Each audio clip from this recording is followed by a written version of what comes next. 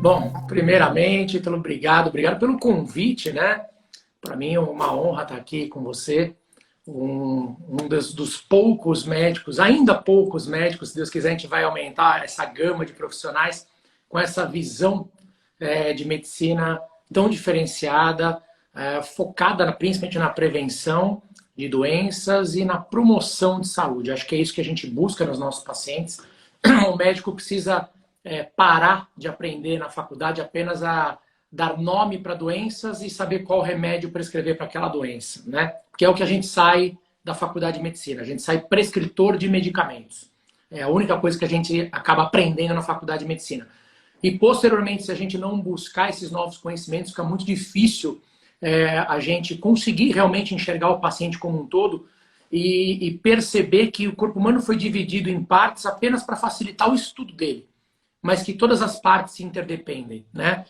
Eu digo, como você mesmo, também na área de ginecologia e obstetrícia, quando a paciente entra no nosso consultório, a gente não olha para ela como um par de mamas e uma vagina, né? Aquilo lá, aquele corpo tem um cérebro, tem uma tireoide, tem um fígado, tem uma suprarrenal, enfim, tem vários órgãos, sentidos, glândulas, e que funcionam todos em coordenação entre si, né? Todos se interdependem. E uma alteração em um deles pode refletir numa alteração no organismo inteiro. E acho que é um pouquinho disso que a gente vai falar hoje, né? De algumas patologias, numa delas, né, a gente vai falar da endometriose, como que acontece, por que acontece, como que a gente deve abordar. E ela, por ser um dos grandes fatores de infertilidade, ligada aí à nossa área de obstetrícia, também vamos acabar abordando um pouquinho de algumas outras alterações orgânicas que possam interferir aí na fertilidade da mulher ao longo de toda uma vida fértil da mulher. Mas eu gosto muito de conversar, principalmente desta patologia da endometriose, que é uma doença que tira muito a qualidade de vida, rouba a qualidade de vida das mulheres. A gente pensa que ela é só um fator de infertilidade, mas estamos muito enganados quem pensa apenas dessa forma, né? É uma patologia que mexe muito com tudo. Termina com relacionamentos, termina com qualidade de vida. A mulher tem dores, tem cólicas, dores na relação sexual, dores para menstruar, enfim.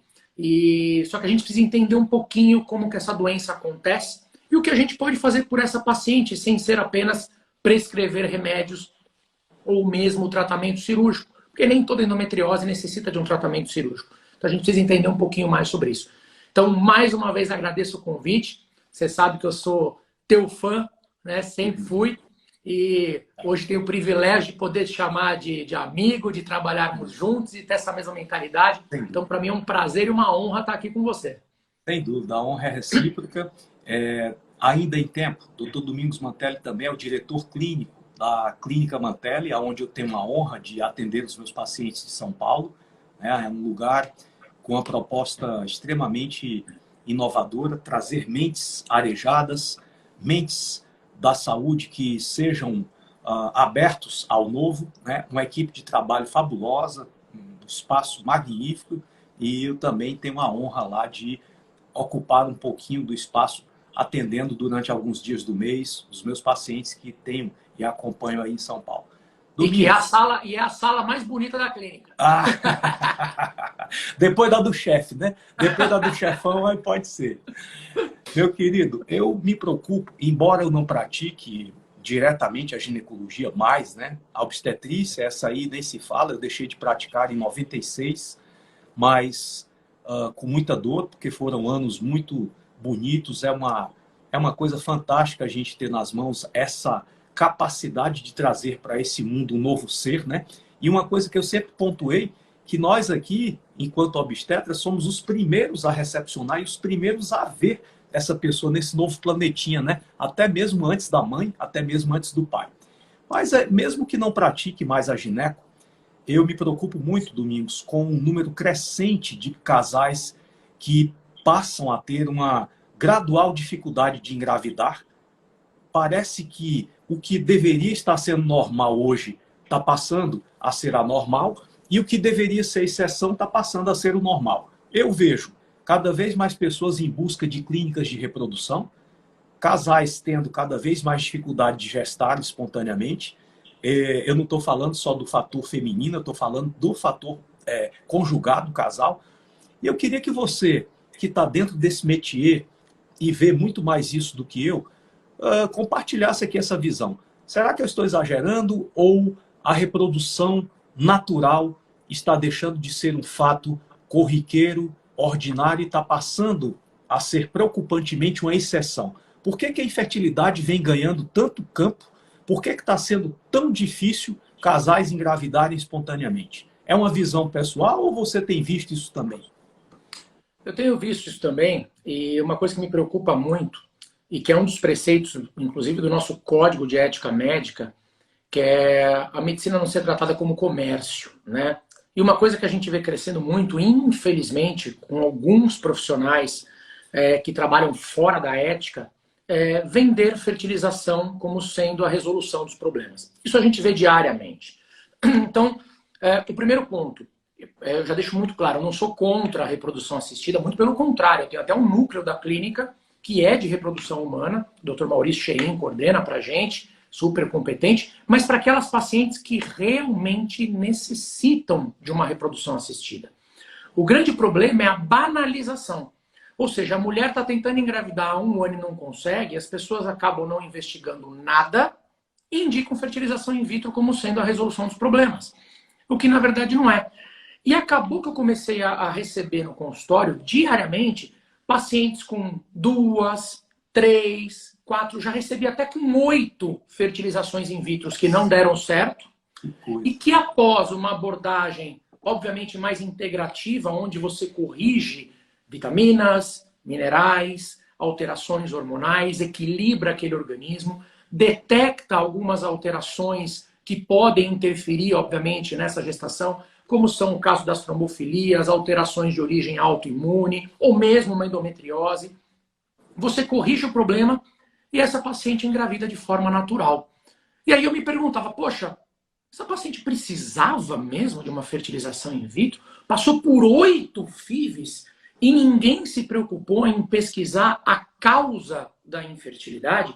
Porque uma coisa que eu bato muito na tecla e bato sempre, na minha opinião, não existe infertilidade sem causa. Existe uma causa. Se a mulher não engravida, algum motivo tem. Ela pode não ter descoberto. Pode ser desde uma coisa simples, e eu digo simples como, por exemplo, uma alteração de desbiose vaginal. Olha que coisa louca. Você pega uma mulher, um casal, que vai ter relação sexual no período fértil. Essa mulher é totalmente rígida, normal. A vagina dela com a saúde perfeita, sem desbiose, sem alteração de pH. Quando o homem ejacula dentro da vagina, a grande maioria dos espermatozoides morre na vagina. Apenas uma pequena parte deles consegue chegar dentro do útero para começar a jornada até o óvulo. Então, vamos lá. Se numa vagina saudável, você já tem a maioria dos espermatozoides morrendo na vagina, imagine numa vagina com uma desbiose, com uma alteração de flora, com um corrimento vaginal, com uma ectopia, uma inflamação no colo uterino, com alteração do pH. Obviamente vai dificultar ainda mais a ascensão desse espermatozoide. Então, eu vejo mulheres indo para uma fertilização in vitro, mulheres que nunca fizeram um exame especular no médico. O médico nunca olhou. Às vezes eu pego colos uterinos totalmente ectópicos, machucados, inflamados, sangrando, com alteração de flora e pH, e que ninguém se preocupou em tratar isso antes de pensar numa reprodução assistida. Ninguém pensou em olhar para o intestino dessa mulher, porque se ela tem uma desbiose vaginal, muito possivelmente a origem está no intestino. Começou com uma desbiose intestinal, com uma alteração de flora, e ninguém se preocupou em olhar e tratar isso. Aí você pergunta para o paciente, ela fala assim, não, doutor, meu hábito intestinal é horroroso, eu vou no toalete a cada 3, 4 dias. Ou ela até vai todo dia, mas com fezes diarreicas, com alteração. Então, ninguém se preocupou em olhar isso. Pacientes que vão para uma fertilização in vitro com uma vitamina D de 12, de 13. Quer dizer, se eu tenho trabalhos demonstrando que uma vitamina D em níveis em torno de 50 tem ação na prevenção de abortamentos, de trabalho de parto prematuro, na prevenção de pré-eclâmpsia, de diabetes gestacional, não tem por que o médico deixar essa paciente ir para uma gestação, seja ela de forma natural ou de forma assistida por uma FIV, com uma vitamina D abaixo desses níveis. Mas ninguém se preocupa em olhar para isso. Pacientes tomando altas doses, muitas vezes de ácido fólico, porque se fala de ácido fólico há anos, né, para prevenção do fechamento precoce tubo-neural, e a mulher com uma mutação homozigótica, C677T, do MTHFR, por exemplo. Ou seja, ela não faz a conversão. Ela não converte. Não converte. Ela, pelo contrário, ela, além de não ter o folato para esse bebê, para prevenção do problema neurológico, ainda vai acumular ácido fólico no organismo, vai aumentar a homocisteína, aumentar a inflamação orgânica e risco trombótico. E ninguém se preocupa em olhar isso. Então, o que me deixa injuriado no consultório são pacientes que já passaram por tantas fertilizações in vitro e você vai olhar e nada foi pesquisado. E aí a gente cai no nosso sistema, que infelizmente é falho, onde muitas vezes só é autorizado uma mulher investigar polimorfismos para trombofilia após uma terceira perda gestacional. Quer dizer, é um absurdo a mulher ser obrigada a enterrar 3 filhos para depois poder ter o direito de investigar a causa. É um absurdo. Então, e além disso, outras alterações, né? Déficits de progesterona, de produção hormonal. Então, mulheres com uma predominância estrogênica gigantesca, o que vai interferir na qualidade ovulatória. Mulheres que tomaram anticoncepcional aí por 10, 15, 20 anos a fio e acham que isso é totalmente inócuo na questão da fertilidade. Então, tem muitas questões a serem abordadas quando a gente fala de infertilidade, antes de pensar numa reprodução assistida. Claro que aquela mulher que tem uma obstrução bilateral das tubas, ok, essa mulher realmente vai ter uma indicação, ela não tem a passagem para o encontro do esperma com o óvulo, mas, poxa, para aquela paciente que tem uma esterossalpingografia normal, um espermograma normal do marido e, de repente, um antimileriano com uma boa reserva ovariana, espera um pouquinho, essa mulher tem todas as condições de engravidar de forma natural. É lógico a gente imaginar que tem alguma coisa atrapalhando se ela não engravidou até agora. E por que não buscar as causas? Então eu digo que assim, todas as mulheres que entram no consultório com diagnóstico de infertilidade sem causa, eu não somente tenho encontrado as causas, como geralmente é mais de uma. Geralmente é um conjunto. Essa mulher tem alterações de flora, ela tem alterações de vitaminas e minerais, tem déficits hormonais, tem muitas vezes polimorfismos associados, alterações ginecológicas, uma endometriose, que a gente vai falar daqui a pouco sobre endometriose, e que não foi investigada, porque as pessoas pensam assim, só vou investigar endometriose se a paciente tiver sintomas. Só que as pessoas não se lembram que a endometriose, às vezes o único sintoma é a infertilidade.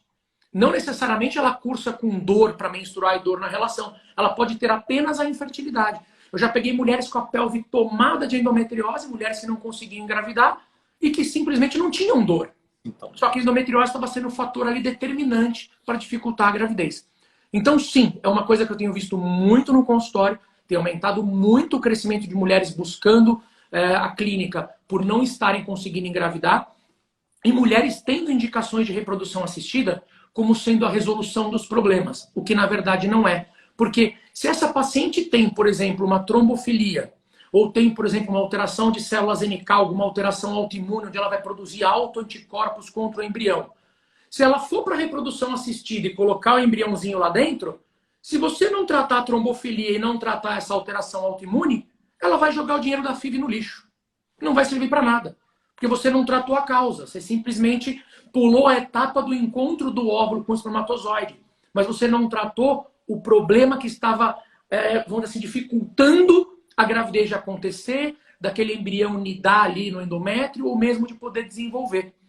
Então, se faz extremamente necessário uma pesquisa bem minuciosa a respeito de todas aquelas alterações orgânicas que possam dificultar a gravidez, não só de acontecer, mas também de evoluir. Porque eu digo que pior do que não conseguir engravidar é engravidar e sofrer um abortamento espontâneo. O trauma é muito maior do que simplesmente não conseguir engravidar. Concordo 100% com a sua visão. E além do mais, Domingos, eu tenho visto, as pessoas me procuram, não existe um público típico, né? Eu atendo crianças, jovens, adultos jovens, pessoas maduras, pessoas com idade cronológica mais avançada, mas no foco do que nós estamos tratando aqui hoje, eu tenho visto com uma preocupação cada vez maior exatamente o que você colocou. Pessoas que partem direto para uma intervenção mais agressiva, uma FIV, uma transferência, E parece que os colegas, eu não sei, eu não estou criticando aqui ninguém, eu tenho certeza que você também, eu estou analisando fatos. E contra fatos não existem argumentos. E eu fico olhando para um lado, olhando para o outro, e vejo exatamente isso, a falta de se partir dos básicos. Parece até que não existe nada que possa estar gerando aquilo ali. Alguns colegas esquecem que não existe consequência sem causa, né? Parece que aquela incapacidade de engravidar é uma consequência sem causa. A causal. Não tem causa. Você simplesmente foi abençoada com a infertilidade e vai ter que se conformar. Parte direto para um procedimento. Concordo 500% com o que você está falando. É muito mais decepcionante, estressante, frustrante para uma mulher engravidar e perder do que não estar conseguindo engravidar. E o que eu tenho visto? Uma completa negligência, um completo descaso a respeito da investigação do perfil hormonal dessas pessoas. Parece até que os médicos estão esquecendo, né? Ou já esqueceram, o que são hormônios? Os mensageiros que governam a homeostase do meio interno. E, na minha opinião, é de uma avaliação hormonal. Claro, a propedêutica ginecológica básica, isso tudo aí que você colocou. Muitas vezes essa mulher tem uma cervicite, tem um processo displásico, tem alterações do pH, alterações simples que não vão permitir que esse espermatozoide sobreviva. A propedêutica básica, que muitas vezes até isso falta. Às vezes o cara vai para a FIV sem nunca ter visto o colo uterino dessa mulher. Concordo. Mas o que eu tenho visto também é uma completa falta de atenção a uma pesquisa básica a respeito de hormônios. E o que eu tenho visto de maneira assustadora, eu não sei se isso tem sido compartilhado com você também, eu não consigo encontrar uma mulher com produção fisiológica de T3 quando ela tem dificuldade em engravidar. Nas pessoas que me procuram com essa dificuldade, elas não me procuram por causa disso, elas me procuram porque também reportam que tentaram engravidar várias vezes ou não conseguiram, ou conseguiram implantar e perderam. 100% desse grupo é de mulheres com a temperatura matinal baixíssima. Eu estou falando aí de 34,5, 34,6, mulheres que não conseguem chegar a 35 graus centígrados pela manhã. O que significa isso? Uma absoluta escassez de T3 ao nível ovariano, que vai comprometer a resposta dessa glândula ao estímulo pulsátil do LH. Essas mulheres vão ter problemas tanto na cavidade uterina, tanto na receptividade desse óvulo, na nidação, para esse óvulo furar e penetrar lá no endométrio, como elas vão ter dificuldades na produção de progesterona, que vai dar suporte, o corpo lúteo vai ser deficiente. Essas mulheres vão, muitas vezes, conseguir produzir um embrião com enorme dificuldade, e aquele precioso embrião, quando é implantado, a mulher chega ali 5, 7, 8 semanas, perdeu. Então, o que está havendo com a medicina hoje, Domingos? Aonde que está a fisiologia? Esses livros foram rasgados ou é porque não dá mais tempo estudar? O que está acontecendo com a cabeça do médico moderno? A cabeça do médico moderno, no meu ponto de vista, é que ele se apega a protocolos e referências. Ponto final. Então, peguei hoje, por coincidência, uma paciente em tentativa de engravidar com TSH de 4,9. 4,9 de TSH. E que tinha passado já em alguns médicos e que disseram que estava normal. Já que o valor de referência do TSH é de 0,5 a 5,5. Então, 4,9. Perfeito. Você está adequada, né? Só que as pessoas negligenciam as alterações, obviamente, que muitas vezes mascaram um hipotireoidismo, né, ali, que não está tão escancarado, né, a produção hormonal. E também estudos recentes, por exemplo, teve um estudo desse ano, do começo do ano, demonstrando que para mulheres que desejam engravidar e que engravidam com um TSH entre 2,5 e 5, que ainda está dentro da referência, ela tem um incremento de 6,7% a mais de risco de abortamento espontâneo do que quem engravida com TSH entre 1 e 2,5. Poxa, sabendo disso, não tem por que você preparar uma mulher para engravidar com TSH acima de 2,5. aumentando com isso o risco de perda gestacional. Como você bem mesmo falou, a própria alteração da produção do hormônio T3 dela vai afetar toda uma cadeia hormonal e que vai interferir não apenas na ovulação, mas na formação embrionária, na nidação e no desenvolvimento desse bebê. Inclusive, se este bebê sobreviver, problemas na formação da tireoide desse feto. Tem isso também. A gente não está preocupado quando a gente vai fazer uma programação metabólica e preparar uma mulher para a gestação apenas em fazer ela engravidar. Eu quero que ela tenha um bebê saudável, do ponto de vista global, de todos os órgãos, né? A gente fala, vamos dar o ácido fólico, ou no caso, o metilfolato, para prevenção, né, do fechamento precoce do tubo neural, e as pessoas acham que só existe isso de suplemento para grávida, mais nada. Esquece que ela precisa de iodo, magnésio, zinco, selênio, colina, de B2, B3, de vitamina D, enfim. Esquece que cada nutriente tem a sua função para a formação embrionária, para cada órgão, para cada sentido, e que a deficiência, muitas vezes, não vai ser percebida ao nascimento. As pessoas falam assim, meu bebê nasceu normal. Mas espera aí, o que é normal? Às vezes esse seu filho, quando estiver na idade de 20 anos de idade, ele vai ser um hipotireoideu, só que você não vai correlacionar que foi por uma deficiência de nutrientes na sua gestação que hoje o seu filho de 20 anos é hipotireoideu. Então, às vezes as consequências vão aparecer na vida adulta, né? A gente sabe que até o estresse, né, da mulher interfere na formação embrionária e em problemas futuros. A gente sabe que uma mulher que passa por um estresse prolongado na gestação, a chance desta criança, pós-nascimento, na vida adulta, dela ser depressiva, pode ser até 4 vezes maior. Então, as pessoas não param para correlacionar. Poxa, se eu tenho um filho hoje de 20, 30 anos que é depressivo, que teve relação com alguma coisa que aconteceu na gravidez. Então, a gravidez é um momento, assim, se as pessoas soubessem, né, o que a gente pode prevenir de coisas, de problemas físicos e emocionais por toda uma vida, e digo mais, por 2 gerações. Tem estudos demonstrando que dependendo da programação metabólica que você faz, você vai estar interferindo nos óvulos daquele embrião do sexo feminino que um dia também vai gerar. Então você está interferindo em 2 gerações. Olha o tamanho da responsabilidade que nós temos nas mãos de preparar essa mulher, esse organismo para uma gestação saudável. E a gente fala que essa preparação não dá para você fazer em 10 dias. Você precisa de tempo. Aquela mulher que já chega no meu consultório grávida, sem tomar nada, esse embrião já está aí há 4, 5, 6 semanas, 10 semanas, mal nutrido, faltando nutrientes necessários para uma boa formação. Ele já pode sofrer sequelas futuras por conta disso. Então a gente fala o mínimo de 3 meses, é o mínimo. Ideal, se a mulher conseguir chegar 6 meses antes de uma gravidez, para a gente começar um preparo, que nem eu brinco, para a gente limpar o aquário, né, dessa mulher, é o ideal. Eu falo, você não pega um filhote de peixe e coloca num aquário imundo, né? Você tem um aquário sujo, imundo, aquela água turva, amônia alterada, pH da água tudo alterado, você vai e coloca um filhote de peixe lá dentro. Gente, vai morrer. E se sobreviver, vai ser as duras penas e cheio de sequelas e doenças.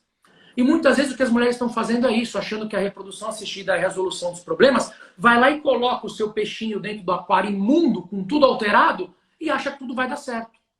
E esquece que antes a gente precisa preparar o aquário para receber esse bebê. Essa área que você tocou, antes da gente entrar na endometriose, que é uma das suas áreas mais expertise, eu gostaria, Domingos, que você comentasse um pouco aqui com as pessoas que estão nos assistindo, como é que esse trabalho belíssimo, eu particularmente sou um fã de carteirinha desse trabalho que você faz aí na clínica de programação fetal. Explica um pouquinho aí pra gente, você já citou vários pontos importantes, mas na prática, vamos imaginar que este casal chegou hoje para você aí na Clínica Mantelli e ele quer engravidar. Como é que é a rotina? O que é que você aborda? Quais são as orientações? Explica para a gente aí como é que é esse conceito de programação fetal.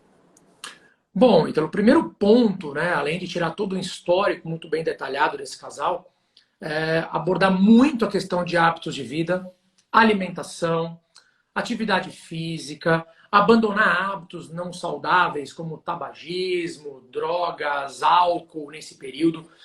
E muita gente fala assim, poxa, doutor, mas eu vou ficar sem beber durante o momento que eu estiver tentando engravidar? Vai! Você já tem que agir como se grávida estivesse, né? Justamente para você não acumular toxinas. Porque não adianta eu falar assim, quando eu descobrir que eu estiver grávida, eu paro de fumar. Quando eu descobrir que eu estou grávida, eu paro de beber. Tá, mas se você descobriu que você está grávida, você já está de 4, 5 semanas. Esse bebê já está recebendo toxinas aí há mais de um mês, né? Então não é assim que funciona, sem contar que isso atrapalha muito a qualidade ovulatória. Então, o paciente chegou na clínica, doutor, vim me programar para engravidar. Primeira coisa que eu falo, método de proteção, método de barreira. Não engravide enquanto a gente estiver no meio dessa programação. Porque eu vou ter que fazer investigação de uma série de alterações, de patologias, ver a parte hormonal, a parte de vitaminas, de minerais, investigar a parte de fenômenos tromboembólicos, de endometriose, de permeabilidade tubária, estudar o espermograma, ver como está a reserva ovariana dessa paciente. Ou seja, mapeá-la de tal forma que eu digo, olha, você tem isso, isso, isso, isso, que pode atrapalhar a sua gestação de acontecer. E tem mais isso, isso, isso, isso, se a gente não corrigir, pode trazer consequências para o bebê. E aí a gente parte para uma suplementação, para correção, obviamente, desses distúrbios, de uma forma personalizada. Porque o que eu gosto de dizer é o seguinte, não é lógico, né?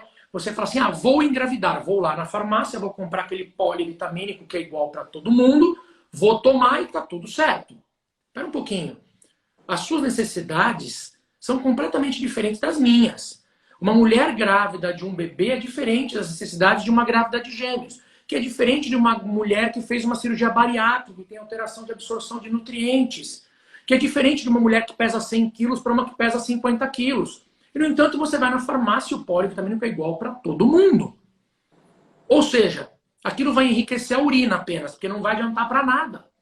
Não vai suprir as necessidades. Então, o ideal é o seguinte, poxa, essa mulher está com uma vitamina D muito baixa, eu vou pôr uma dose mais alta. Poxa, mas o magnésio dela está legal, vamos colocar uma dose só de manutenção. Poxa, mas o iodo está muito baixo, vamos corrigir. Então, a gente vai programando de acordo com as necessidades, não apenas para correção, mas para que ela tenha uma reserva, uma boa reserva, com uma boa nutrição fetal. Preparar esse endométrio para que ele tenha boas condições de humanidação, da fixação do embrião no endométrio para desenvolvimento, tirar agentes inflamatórios que possam atrapalhar, alimentos potencialmente inflamatórios que atrapalham, né? Eu fico indignado, falando aqui de outras patologias, como por exemplo a SOP, né? A síndrome dos ovários policísticos, que também é uma causa de infertilidade, e as mulheres tratando, obviamente, com os de anticoncepcionais apenas, que é o tratamento padrão que a gente vê por aí, e que a gente sabe que não é assim que trata, mas comendo glúten, lactose à torta direita, como se isso não fizesse diferença para quem tem SOP. Não pensa numa alimentação, não pensa numa atividade física, em mudar os hábitos de vida antes. As pessoas querem uma pílula mágica que resolva todos os problemas. As pessoas não querem ter o trabalho delas terem que mudar internamente. Eu falo que a gente tem uma frase que eu gosto muito, que é do livro do maior vendedor do mundo, que é do Og Mandino, que ele diz, crie bons hábitos e torne-se escravo deles. E é verdade. Você não precisa gostar do hábito. Eu brinco todos os dias nas redes sociais, eu odeio atividade física, não gosto. Eu falo que eu libero odiorfina, não endorfina. Eu detesto, mas eu faço todos os dias de segunda a sexta, todo santo dia. Mesmo não gostando, porque é necessário. Então nem tudo que você vai fazer é porque você gosta, mas sim porque você precisa. Então não adianta você querer engravidar e você não fazer a sua parte, achar que só o médico vai te dar uma pílula mágica que vai resolver todos os problemas. Eu digo que é uma via de mão dupla, né? Eu faço a minha parte, mas se você não fizer a sua, dificilmente vai dar certo. Então acho que essa abordagem multidisciplinar também é muito importante. A mulher compreender, porque a hora que ela compreende, ela fala, poxa, peraí, se faltar um nutriente X para o meu bebê, ele pode ter uma sequela grande. Opa, peraí, isso aí é importante. Então ela tem que entender. Não adianta só você fazer a prescrição e dar na mão dela, porque ela não vai ter a noção da importância daquilo que ela tem nas mãos. Aquilo é libertador para ela. Aquilo eu estou conseguindo fazer com que ela consiga gerar um bebê saudável, ou pelo menos com um potencial de ser saudável muito maior. Então, não só do ponto de vista físico, mas emocional. A gente bate muito na tecla também da parte emocional da mulher, de uma meditação, dela fazer um relaxamento, conversar com o bebê, ter toda essa parte emocional, porque isso também interfere muito. A gente sabe que muitas alterações psicológicas, e não só isso, alterações de déficit de raciocínio, déficits cognitivos, problemas de introspecção, de interação interpessoal, muitas dessas alterações, que você só vai descobrir na primeira infância, são gerados muitas vezes pelas emoções maternas ao longo da gestação. Então o preparo emocional dessa grávida é muito importante, além do físico. Além de você corrigir esses distúrbios metabólicos que ela tem. Por isso que nós chamamos de programação metabólica. Porque eu consigo programar todos aqueles órgãos e sentidos que serão formados sabendo das necessidades. Então, a gente sabe que o magnésio é um excelente antiarrítmico, é um maestro ali dos minerais, vai ter ação na formação cardíaca, na prevenção de arritmias. A gente sabe que a colina vai ser importante na formação da visão, dos olhos, que o ômega 3, através do DHA, uma gordura de ótima qualidade, vai ser crucial para a formação cerebral do bebê e, consequentemente, neurônios, sinapses, assim por diante. Mas que para isso, não basta eu suplementar. Essa mulher, ela tem que ter, essa gestante, ela vai ter que ter uma qualidade de sono adequada, uma alimentação adequada, ela vai ter que ter atividade física, abandonar os hábitos, como eu falei, de álcool, tabagismo e tudo mais, senão não vai funcionar. Então, é um conjunto. Então, a gente até brinca que a gente chama de bebê genial por conta disso, né? Porque você tem a possibilidade de criar um bebê genial em todos os aspectos, dependendo daquilo que você vai fazer. Eu vejo por aí muita gente pensando apenas do ponto de vista físico. Eu dou sempre um exemplo em relação ao álcool, né? Porque álcool e gravidez não combinam. Álcool é igual, gravidez é igual zero álcool. Ah, doutor, mas nem uma tacinha? Não, nem meia tacinha, nem o cheiro do álcool. Não pode. Porque as pessoas se apegam apenas na questão do risco de malformação. E não é isso que pega. E eu sempre dou um exemplo assim. Você está grávida de 9 meses, barrigão. O seu bebê vai nascer amanhã, vamos dizer. Amanhã é o dia do parto. Beleza, seu bebê já é bem formado, certo? Já está totalmente formado com 9 meses. Não é prematuro, não tem nada. Então assim, poxa, eu vou tomar uma tacinha de vinho hoje para comemorar. Afinal de contas, meu médico liberou, vou tomar uma taça de vinho. Vai fazer mal para o bebê do ponto de vista de malformação? Óbvio que não, o bebê já está bem formado, certo?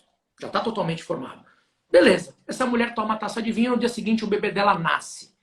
Aí eu pergunto, vamos agora dar uma mamadeira de vinho para esse bebê que acabou de nascer tomar? Aí todo mundo fala assim, lógico que não. Eu falo, por que não? Se na noite anterior você deu. A única diferença é que ele estava dentro da sua barriga. Agora ele está fora. Só que a quantidade de álcool que passa para o bebê é exatamente a mesma. Porque quando ele está na barriga pode, quando ele está fora não pode? Quer dizer, se eu der uma mamadeira de álcool agora para o bebê, eu sou louco. Mas você não é louca de dar enquanto você estava grávida tomando durante a gravidez. Então as pessoas não param para raciocinar, não param para pensar. Que o problema são os efeitos deletérios do álcool a longo prazo. Aquilo vai alterar os hepatócitos, vai ter mais chance de ter problemas hepáticos no futuro, pâncreas, uma série de coisas. Não somente a malformação ou a prematuridade ou um bebê de baixo peso. Não é só isso que a gente está focado.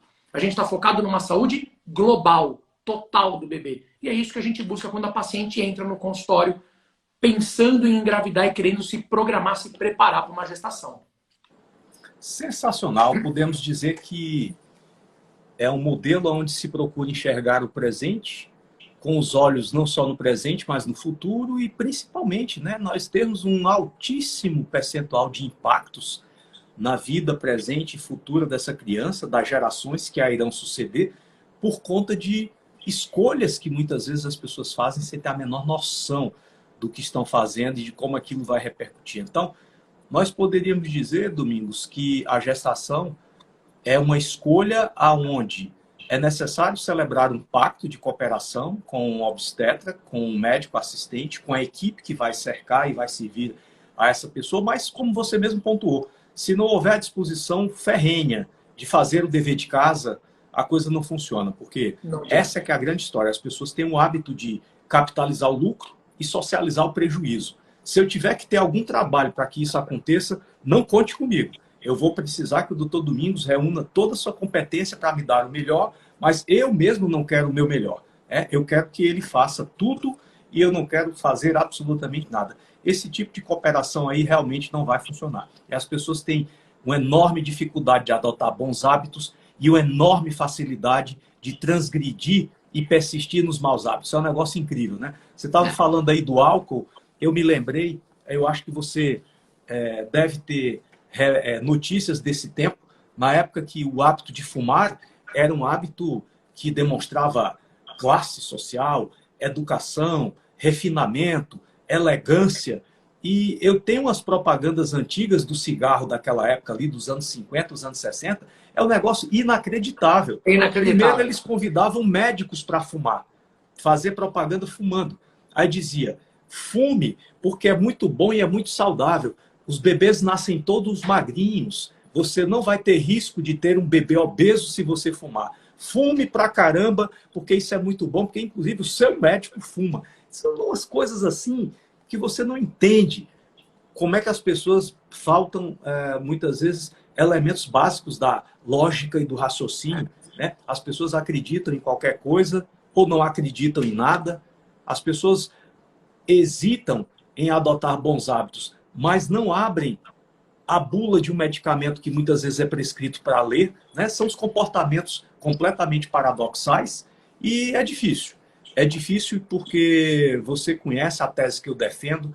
Eu defendo a tese de que nós temos uma doença gravíssima, Domingos, que precisa ser tratada, e essa doença se torna ainda mais grave porque só existe um fármaco que tem ação eficaz sobre ela. A doença chamada ignorância, e a única forma de tratá-la é com um medicamento chamado conhecimento de qualidade. E é muito difícil combinar essas duas coisas. O ignorante admitir que não sabe, que deseja saber, e que vai ser beneficiado com esse medicamento chamado informação de qualidade. Por isso que eu acho que o seu trabalho, eu acredito que é muito mais de um educador do que de um médico. Né?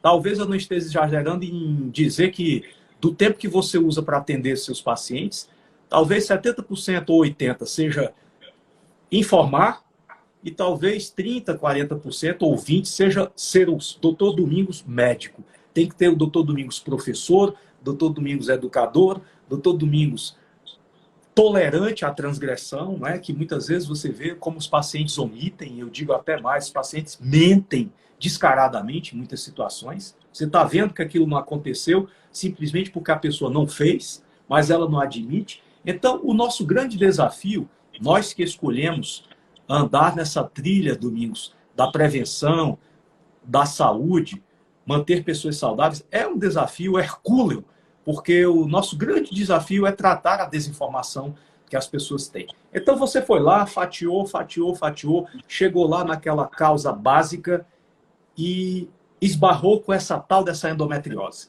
É um dos grandes desafios da ginecologia e muitas vezes, como você colocou, essa condição se manifesta de maneira assintomática, sorrateira, silenciosa. Mas na sua experiência, Domingos, o que é que mais chama a atenção para levantar suspeição que uma mulher pode ter endometriose? Sinais e sintomas que você identifica com maior frequência e você vai chamar essa pessoa para conversar e diz, olha, nós podemos estar diante de um problema importante que é a endometriose. O que é que a mulher deve começar a suspeitar que ela pode ser uma das, ou mais uma mulher com endometriose? Bom, então, na verdade, quando as pacientes chegam no consultório, a grande maioria das pacientes que eu acabo descobrindo a endometriose, 90% delas eu suspeito da endometriose apenas com história clínica e o exame físico. Óbvio que você vai precisar dos exames complementares para poder bater o martelo da doença. Mas uma grande parte delas a gente consegue bater o martelo simplesmente pela história clínica e hábitos de vida, histórico familiar, né, do que já aconteceu com a mãe, ou com a irmã, ou coisas do tipo. Então, primeiro ponto a se entender. Endometriose não é uma doença adquirida apenas. Ela é uma doença que já nasce com a mulher na maioria das vezes. Na medicina a gente nunca pode falar 100% nem 0%. Então, na grande maioria das vezes. Tanto que já foram encontrados focos de endometriose ativa em autópsias de fetos. Ou seja, a endometriose já vem com a mulher. Na verdade, ela nasce com o potencial de. E os hábitos de vida dela, ao longo de toda uma vida, vão determinar se essa doença vai ter maior ou menor potencial de se manifestar em alguma fase da vida dela. Então, obviamente, que aquela mulher sedentária, obesa, em uso de anticoncepcionais por uma vida inteira, tabagista, que bebe com certa frequência, que já tem um histórico familiar relevante em relação à doença, ela vai ter muito mais chance dessa doença se manifestar a partir do momento em que ela menstruar. Diferente daquela que pode ter o mesmo potencial, mas que adota hábitos de vida muito mais saudáveis, ela muitas vezes consegue manter a doença silenciosa. Ela tem ali algumas células de endometriose microscópicas escondidas ali na pelve e que ficam quietas, silenciosas, não se manifestam. A endometriose é uma doença inflamatória, é uma doença proliferativa e inflamatória. Então, todos os hábitos que promovam a inflamação vão contribuir para essa endometriose se manifestar. Isso ao longo de toda uma vida. Tem mulheres que se manifestam a doença com 12, 13, 14 anos de idade, junto com a primeira menstruação. Tem mulheres que vão se manifestar só aos 30, 40, quando vão tentar engravidar, muitas vezes. Porque nem sempre, como eu falei, ela vai ter todos os sintomas clássicos. Às vezes o único sintoma é simplesmente a infertilidade, a dificuldade de engravidar ou as perdas gestacionais. Porque a endometriose não é só um fator de risco para a dificuldade de engravidar, mas também para abortamentos de repetição. Porque por ser uma doença inflamatória, ela produz secreções inflamatórias, ela inflama a pelve, ela inflama o endométrio e dificulta a anidação. Então ela dificulta o desenvolvimento fetal ali dentro do útero também. Então ela vai para todos os lados, além de causar, obviamente, tortuosidades nas tubas, né? Inflamações na tuba uterina, no próprio ovário, às vezes endometriomas de ovário. Eu digo que a endometriose é um câncer. A única diferença é que é benigno. Porque ela é uma doença proliferativa, ela vai tomando tudo, ela vai proliferando. E a menstruação, ela é um mecanismo de maior proliferação. Somente de aumentar a velocidade com a qual essa doença vai proliferar. Porque uma parte dessas células que deveriam sair via menstruação podem refluir pelas tubas também, né, na teoria da menstruação retrógrada, e também se instalarem ali em qualquer lugar na pelve, no intestino, na bexiga, nos ovários, nas tubas, peritônio. Eu já tirei endometriose de diafragma ali, perto do ápice cardíaco. Então, ela se propaga de uma forma, assim, absurda. E, às vezes, essa mulher, no próprio exame, você num toque vaginal, numa manipulação do útero, tocando os ligamentos uterosacros, paramétros, movimentando esse útero, você consegue distinguir que tem ali uma rigidez ligamentar, ou mesmo uma dor nessa manipulação mais brusca, e muitas vezes suspeitada a patologia. Às vezes é necessário até um exame retal, um toque retal, para poder também fazer a palpação, para a gente conseguir descobrir se tem ou não algum fator relacionado à endometriose. Então, não necessariamente eu vou precisar de todos os exames para chegar num diagnóstico. Às vezes no próprio exame clínico eu falo para o paciente, olha, se fosse um jogo de pôquer aqui, eu apostaria todas as minhas fichas na endometriose, porque pelo exame físico, pela palpação, pelo teu histórico, por tudo, tem grande chance de ser. E garanto para você que na grande maioria das vezes vem positivo para endometriose. Quando a gente faz ou uma ressonância de pelve com preparo intestinal, ou mesmo um ultrassom transvaginal com preparo intestinal, uma dosagem dos marcadores tumorais no CA-125, e você pode reparar que pelo menos em 90% dos casos são pacientes usuárias de anticoncepcional por muitos e muitos e muitos anos, geralmente acima de 10 anos de uso. São pacientes que estão acima do peso, ou com sobrepeso ou obesidade. Pacientes que não têm hábitos saudáveis alimentares, têm uma alimentação mais inflamatória. Pacientes que não têm hábitos também de atividade física. E aí você vai ver a endometriose está ali. E aí a gente entra num dilema, porque o que fazer? Né? Essa paciente chegou, não está engravidando, a gente descobriu a endometriose, ela não tem dor. E muitas vezes você vai falar para ela, olha, a gente precisa passar por 10 horas de cirurgia. E agora? Como é que faz? Né? É difícil você convencer um paciente sem sintoma de que ele tem que passar por uma cirurgia de grandíssimo porte por conta de uma doença que vai trazer problemas. Muitas vezes tem pacientes já com endometriose invadindo o intestino, né, invadindo bexiga, e que eu vou ter que operar de um jeito ou de outro, porque essa doença, se ela proliferar mais, cada vez o porte cirúrgico vai sendo maior. Né? Hoje a gente faz cirurgias de endometriose através de cirurgia robótica, mas cirurgias longas de 8, 10, 12 horas de duração, muitas vezes tendo que ter ressecção intestinal, ressecção de partes de bexiga. Casos extremamente severos de endometriose. A paciente mais nova que eu operei uma paciente de 12 anos. Eu tive que operar a paciente porque a paciente ela não saía de casa, ela entrou em depressão, ela não saía de casa, ela não viajava, ela não ia para a escola porque ela tinha dor. Ela falou, chega, eu tô do nada no meio das minhas amigas brincando, eu começo a ter dores insuportáveis de ter que ser levada para o pronto-socorro, tomar medicação endovenosa. Ela falou, eu não posso viajar porque eu tenho medo de ter uma crise no meio de uma viagem. Então, acabou com o hábito de vida. Paciente virgem, sem ter atividade sexual ainda, e com uma dor insuportável por conta de endometriose. Então, ela pode se manifestar em pacientes muito cedo, às vezes na própria menarca, ali no início da menstruação. Mas a grande maioria acaba descobrindo na hora que vai tentar engravidar. Né? Às vezes ela teve já cólicas a vida inteira, achava que era normal ter cólicas menstruando. Muitas vezes tinha um pouquinho de dor na relação sexual, mas ela achava que era posição. Quando muda de posição, dói um pouquinho mais, mas isso é normal. E ela tem aquilo como normal porque ela sente isso a vida inteira desde a primeira relação sexual. Então, para ela, aquilo é normal. Ela se acostumou a sentir dor na relação sexual, então para ela aquilo é normal. Só que aí na hora que ela vai engravidar e não consegue, a gente investiga e descobre, aí ela fica com aquela cara de interrogação. Poxa, mas como assim ninguém nunca suspeitou de endometriose, né? Ninguém nunca buscou? Porque se tivesse descoberto talvez 5, 10 anos antes, o tratamento seria muito mais fácil do que agora, com a endometriose invadindo outros órgãos e tecidos. Né? Então, é super importante, é uma patologia hoje em dia cada vez mais prevalente, e eu digo que é mais prevalente porque os hábitos de vida estão cada vez piores, proporcionando a proliferação dessa doença. Você não via tanto endometriose há 25, 30 anos atrás. Não via. Como a gente não via também trombofilias há 25, 30 anos atrás. E eu falo para as pacientes, qual é a maior causa das trombofilias adquiridas? O uso de contraceptivos orais combinados acima de 5 anos consecutivos. Não adianta. Por que as nossas avós não tinham trombofilia? Porque elas não tomavam anticoncepcional. Simples assim. Então os hábitos mudaram. Então o mundo moderno mudou muita coisa para melhor, mas também mudou muita coisa para pior.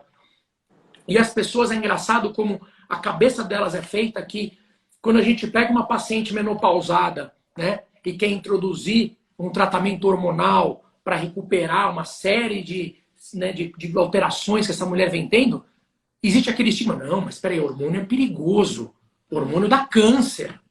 Não, mas peraí, você usou 30 anos de anticoncepcional e não se preocupou com câncer, né? Usou hormônio sintético por 30 anos e não se preocupou que isso podia ser perigoso. Agora que a gente quer introduzir uma terapia hormonal necessária numa paciente, aí o hormônio é perigosíssimo, aí não pode. É engraçado como a cabeça das pessoas é feita, né, pela indústria, por todas as propagandas, né, por tudo que acontece. É bem interessante isso. Mas é uma coisa que eu tenho pego cada vez mais no consultório, a endometriose, não apenas como causa de infertilidade, mas também como uma causa de acabar com a qualidade de vida de algumas pacientes. E aí o tratamento se faz necessário, obviamente, na maioria das vezes já está em fase avançada e aí a cirurgia se faz necessária. Domingos, você tocou várias vezes aí no assunto que eu acho muito relevante nós encerrarmos a nossa etapa aqui dessa live maravilhosa, escutando a sua visão. Dentro da ginecologia, a cultura vigente é de contraceptivos são substâncias tradicionais, usadas há décadas a fio dentro da medicina, cuja segurança e eficácia já estão amplamente comprovados pela ciência, e na prática não é isso que positivamente eu vejo e talvez nem você esteja vendo. Como é que a gente trafega nesse universo de ruído de comunicação? O paciente chega, marca uma consulta com você e diz, olha, doutor, eu sou usuário de anticoncepcionais há 10 anos, 8 anos, 12 anos, estou vindo aqui por uma outra razão, mas olha, meu médico falou que isso é seguro, isso é inócuo, eu posso continuar usando isso aí por tanto tempo eu queira, né? A banalização, a gente vê hoje mulheres usando anticoncepcional porque não querem menstruar, outras porque não querem menstruar num determinado dia, é o casamento, é a festa do aniversário da amiga, é uma viagem que vai fazer, olha, doutor, entre dia 5 e dia 10, eu não quero menstruar e eu preciso que você... Entendeu? Uma banalização de um assunto altamente complexo, e eu não poderia abandonar você hoje, no final dessa live, sem ouvir a sua opinião. Qual é a sua visão real sobre contraceptivos hormonais, eu não vou nem falar dos outros, orais? Como você aborda isso na sua prática diária? Bom, acho que o primeiro ponto é a gente deixar claro assim, ninguém aqui é contra o uso de medicamentos, desde que seja necessário. Obviamente, um paciente com uma infecção, você vai ter que usar um antibiótico. Mas o remédio ele tem que ter a sua indicação e as suas contraindicações. E o anticoncepcional nada mais é do que um medicamento à base de hormônios sintéticos. Então ele tem as suas indicações. Tem pacientes que eu preciso suspender o ciclo menstrual por algum motivo. Como, por exemplo, às vezes com endometriose. Então esse paciente tem indicação ao uso daquele contraceptivo durante um determinado período de tratamento. Ele é um remédio, é um medicamento. Agora, eu sempre tenho que pôr na balança. Eu falo para a paciente, poxa, você quer um anticoncepcional para quê? Ah, doutor, porque eu não quero engravidar. Bom, então você quer apenas uma função dele, que é a função contraceptiva. Ok. Mas para ter essa função contraceptiva, você pode ter ganho de peso, retenção hídrica, celulite, aumento de risco para trombose, de AVC, de uma TEP, de um TVP, diminuição de libido. Vale a balança, o peso aqui da contracepção por uma série de efeitos colaterais que você pode ter? Se a ideia é só contracepção, a gente tem mecanismos não hormonais, que eu posso lançar mão. Você tem métodos de barreira, você tem substâncias espermicidas, você tem o DIU de cobre com prata, você tem algumas alterações que você tem algumas opções que você pode lançar mão para métodos de contracepção sem precisar usar hormônio sintético. Então, eu acho que é importante primeiro conscientizar. Acho que quando a paciente se conscientiza disso, fica muito mais fácil a troca do método contraceptivo. Mas eu acho que o grande erro, principalmente no Brasil, é o anticoncepcional ele ser vendido de forma indiscriminada sem uma prescrição médica, né? Ou seja, a menina de 15 anos vai começar a ter uma atividade sexual, ela vira para mim e fala assim, o que você faz para se prevenir de gravidez? Ah, eu tomo tal anticoncepcional. Ela vai na farmácia, compra igual e começa a tomar. A indicação, na grande maioria das vezes, é da amiga, não é nem do médico. Então, se o anticoncepcional tivesse um controle rigoroso, igual tem para você tomar um antimicrobiano, você precisa de receita médica, com uma indicação para aquilo, para a pessoa poder comprar, eu acho que já melhoraria muito. Então, acho que o primeiro ponto é você conscientizar. Segundo ponto é mostrar para ela o que o anticoncepcional vai fazer com o organismo dela para que ela não engravide, né? Eu falo assim, muitas pacientes me procuram tomando anticoncepcional para tratar, como eu falei, a SOP, a síndrome dos ovários policísticos, que pode ser um assunto para a gente falar numa próxima live, que também é um assunto super longo. Mas eu digo assim, você tratar a SOP com anticoncepcional é simplesmente você levar o carro no mecânico e falar assim, olha, o meu carro está com barulho no motor. Você pode dar uma olhadinha para mim? Aí o mecânico vai lá, desliga a chave do contato, tira a chave, fala assim, pronto, o barulho parou. Acabou o barulho. Ué, mas peraí, você tratou o problema? Não. Você desligou o carro. Então, tratar a SOP com anticoncepcional é a mesma coisa. É desligar o ovário. Peraí, você está com a produção hormonal errada? Vamos desligar esse ovário. Deixa ele sem produzir hormônio, ele não vai mais te encher a paciência. Então, está errado. Você não tratou o problema. Você mascarou. Você tratou os sintomas, não o problema. A hora que essa mulher daqui 10, 15 anos quiser engravidar, vai ser um inferno na vida. Porque ela não vai conseguir. Porque ela vai voltar a produzir hormônio pior do que ela produzia antes da introdução do anticoncepcional. Então, eu acho que o principal para o médico, hoje a gente tem que perder na consulta 10, 15 minutos explicando, conversando, mostrando as necessidades. O que eu preciso ter, o que o anticoncepcional faz com você, com o teu organismo, com o teu ovário, enfim, com tudo o que acontece, para que a gente possa efetivamente mostrar para ela que existem outros métodos. Existem outras maneiras da gente conseguir fazer isso. Muito bem pontuado, e só para ilustrar o que você muito bem colocou, uma outra coisa que me deixa sobressaltado é a desinformação que essas mulheres têm, que elas estão efetivamente correndo maior risco para desenvolver a neoplasia, principalmente um câncer de mama. Também. Essas mulheres vão ter um hiperestímulo, né? Existem trabalhos aí mostrando que a relação entre receptores mamários proliferativos e inibitórios, que deve, numa mama fisiológica, ser de 1 para 1, para cada um receptor alfa, uma mulher tem que ter um receptor beta, que os contraceptivos podem provocar uma alteração epigenética, e existem mulheres que vão ter uma relação de 9 receptores proliferativos para um receptor inibitório. Ou seja, no planeta que um perfil desse não aumentar um risco de câncer, eu não entendo mais de fisiologia. E os colegas simplesmente deixam isso de lado. Trabalhos mostrando que as mulheres podem ter um aumento, principalmente quando começam a usar anticoncepcional antes dos 15 anos de idade, que pode chegar a 300% a mais de risco para ela desenvolver um câncer de mama até os 60 anos de idade.